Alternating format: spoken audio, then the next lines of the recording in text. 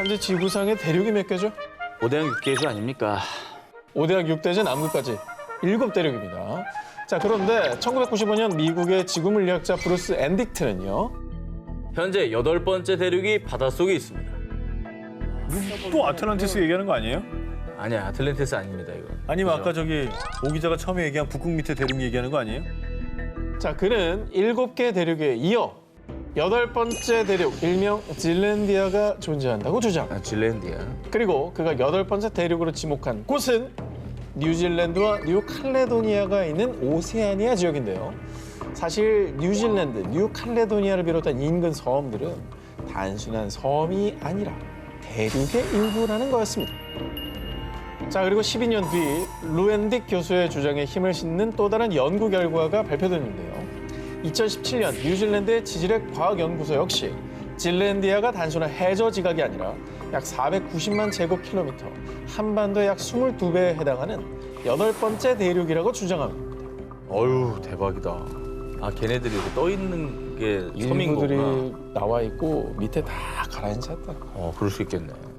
자, 해당 연구팀은요, 질랜디아 대륙으로 추정되는 해저에서 약 8,000점 이상의 화석 표본을 채취했는데요.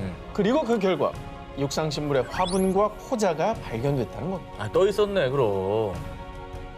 진짜 그렇게 볼 수 있다 이거죠? 언더더 씨가 저기네, 사실 상상 속에. 언더더 씨 있는 저기네. 지난해 9월 질랜디아 대륙으로 추정되는 곳이죠. 뉴질랜드 북섬 타라니키 해안에서 발견된 펭귄 화석을 분석한 결과가 공개됐는데요. 펭귄 화석? 이 펭귄 화석은 지금껏 알려지지 않은 약 300만 년 전 고대 펭귄의 화석으로 추정. 해당 연구팀에 따르면요, 이 고대 펭귄들은 현대 펭귄들의 조상격으로 과거 오랜 기간 질랜디아에서 서식하다가 지각 변동으로 대륙이 가라앉자 남반구 곳곳으로 흩어진 거라고 합니다. 야, 그럼 질랜디아라는 대륙이 있었다는 실제로 얘기네. 육지에 있었다. 그러니까 지금은 바다 밑에 가라앉았지만 그 당시엔 그렇지 않았다라는 상당히 좀 근거가 있네요. 그러니까 바다에서 펭귄 죽으면 그 뜨죠? 아니, 그러니까 또 뼈가 되면 또 가라앉죠. 가라앉지. 그럼 걔가 가라앉아서 된 거 아니에요? 예? 땅이 올라온 게 아니고 아니 근데 기본적으로 땅 안에서 발견된 화석이다. 땅 아니요?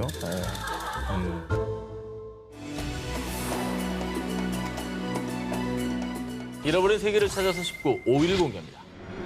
멕시코 수중 동굴에서 발견된 모모. 멕시코 수중 동굴에서 13,000년 전 유해 발견. 멕시코 유카탄 반도 수중 동굴 6월 9구 이상 발견.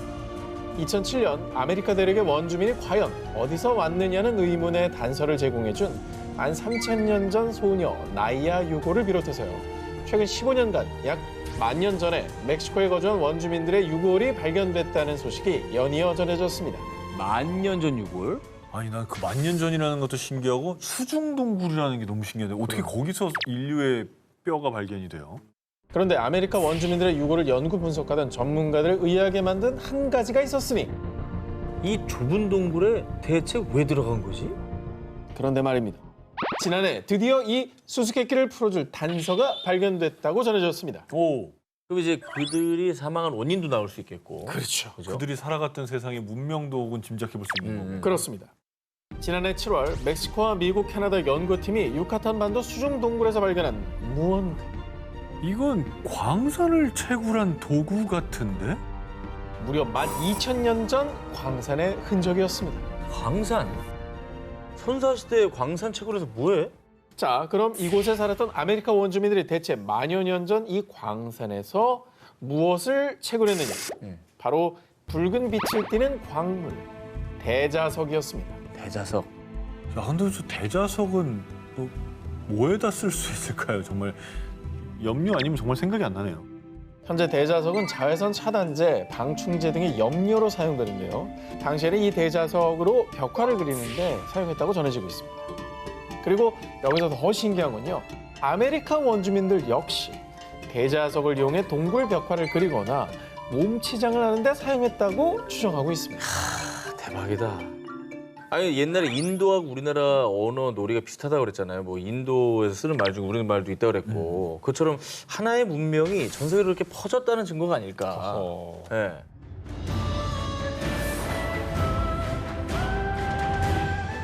잃어버린 세계를 찾아서 싶고 4위 공개합니다. 연못 아래 잠든 2000년의 비밀. 중국 저장성의 작은 마을 롱유. 이 마을에는 바닥 없는 연못이 있다라는 전설이 전해지고 있었다고 하는데요. 거대한 수수께끼를 품은 2000년 전 연못의 비밀을 지금부터 소개해드립니다. 1992년 이 마을의 주민들은 바닥 없는 연못의 실체가 몹시 궁금했던지 연못 탐험을 시작했습니다. 17일에 걸쳐 연못의 물을 다 빼낸 마을 주민들은 무언가를 발견하고 경악을 금치 못했습니다. 혹시 그 지하 세계로 내려가는 터널을 발견했나요? 오, 거기다 돌을 던져봤더니 총소리가 났나요? 아니면 거기서 3m짜리 아니 거인이 생명 나왔나요? 못한 거인이 나온 거 아니에요? 연못 아래에서 발견된 것은 거대한 수중 동굴이었습니다. 진짜? 높이 20에서 40m, 1000에서 3000 제곱미터 규모로 총 24개가 발견이 되며 진짜 크다. 놀라움을 자아냈습니다. 자, 2000년 전 만들어진 것으로 추측이 됩니다. 그런데 더 놀라운 것은 이 동굴들은 자연적으로 형성된 동굴이 아닌 사람이 오로지 끈을 이용해서 만들어낸 인공 동굴이라는 점입니다. 이야. 그리고 이 룽유 동굴 안에는 정교한 조각뿐 아니라 교량과 계단, 기둥까지 발견됐지만 신기하게도 이 모든 작업에 불을 사용한 흔적이 전혀 없었습니다. 아니 근데 저 정도면 진짜 누가 만들어 놓고 그거를 일부러 물 안에다가 묻었다라고 말하는 게 더 믿길 정도예요. 그러기에는 부피가 너무 커요. 근데 규모가 너무 크잖아. 한 개도 거의 아니고 도시인데? 24개 동굴을 그냥 끌로 이렇게 이걸로 만들었다는 게. 아니, 요즘 기술로 저걸 저렇게 파내려가도 되게 어려운 일일 것 같은데요? 이곳을 조사한 고고학자들은 동굴에 햇빛이 드는 시간 동안에만 작업했을 거라고 추측.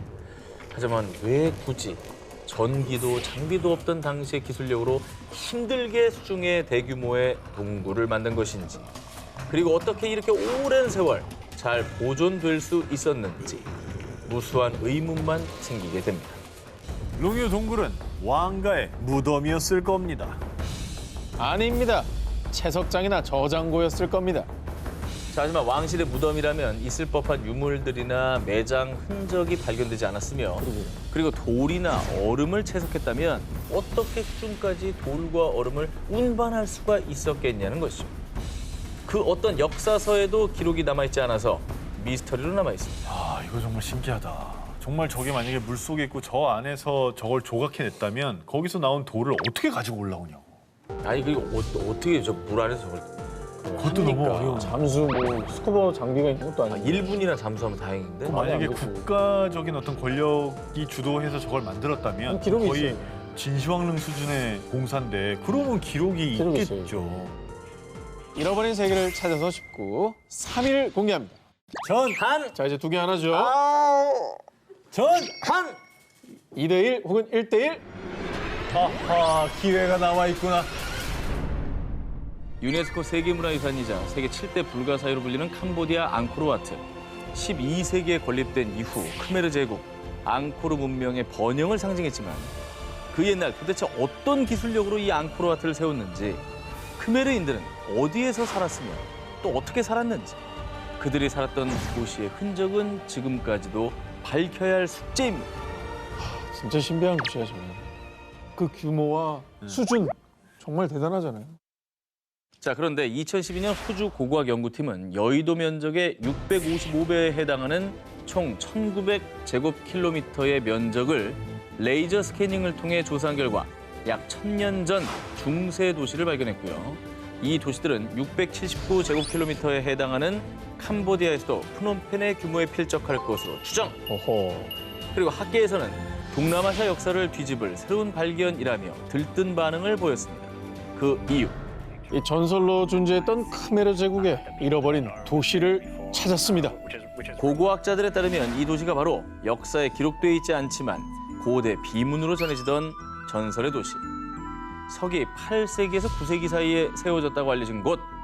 앙코르 이전보다 앞서 세워진 크메르 제국의 최초의 수도. 마헨드라 파르바타라는 것입니다. 그러니까 크메르 제국의 앙코르보다 앞선 대도시가 있었다는 거네요. 그렇죠. 이 연구팀은 이곳에서 왕궁과 피라미드 형태의 사원, 연못 등을 발견했는데요. 오. 뿐만 아니라 크메르 제국의 힘의 원천이자 상징인 물을 이용하는 수력 시스템이 대규모로 발견. 우와. 수로들이 앙코르와트로 연결돼 있다는 사실을 확인했습니다. 이를 두고 연구팀은 수로들이 비록 원활하게 작동되진 않았지만 앙코르 문명이 만든 인공 호수의 근간이 됐다고 주장했습니다. 뿐만 아니라 무려 1000년도 전에 세워진 도시지만 구조물들이 규칙적인 너비의 격자무늬 배열로 정교하게 세워진 도시임이 밝혀졌는데요. 즉 이는 과거 크메르인들이 계획적으로 세운 도시라는 증거인 셈이죠. 그리고 이 같은 발견은 미지의 문명이었던 크메르 제국이 그간 학자들의 예상보다 더 오래전부터 발달한 기술을 갖고 있었다는 점, 제국의 번영과 그 규모가 방대했다는 것을 뒷받침해주고 있는 것입니다. 세계 어디에서든 물을 다스리는 건 권력의 상징이라 크메르 제국이 그 정도의 권력을 유지하거나 네. 혹은 증명할 수 있는 정도의 힘이 있었다는 얘기네요. 그 여러 가지 것들이 인프라가 없었을 텐데 수로와 앙코르 같은 사원들을 다 만든 거죠. 대단하죠. 그 연구를 통해 조금 이런 의문들이 밝혀졌으면 좋겠네요.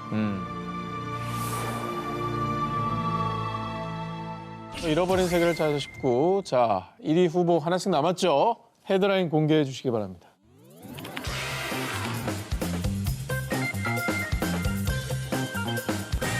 잃어버린 세계를 찾아서 19. 저 한 기자의 1위 후보 공개합니다. 우리가 배운 인류 최초의 문명은 기원전 3500년경 시작된 메소포타미아 문명이죠. 그런데 말입니다. 전 세계인이 다 알고 있는 역사를 바꿔, 모든 걸 다 바꿔, 이 형 좀 바꿔. 모두 뒤집어버리는 충격적인 주장이 제기됐습니다. 무려 기원전 7500년경에 탄생한 것으로 추측되는 신문명이 발견된 겁니다. 황하 외웠잖아요. 메소포타미아, 이집트, 그다음에 겐지스 이런 식으로 우리는 배웠는데 와, 발견이 여태 왜 안 된 거지? 어디에 있었기? 어쩌면 인류 역사를 새로 쓸지도 모르는 신문명은 인도 구자라트주에 위치한 캠베이만의 해저에서 발견됐습니다. 인도구나, 인도. 바다 아래에 있었어?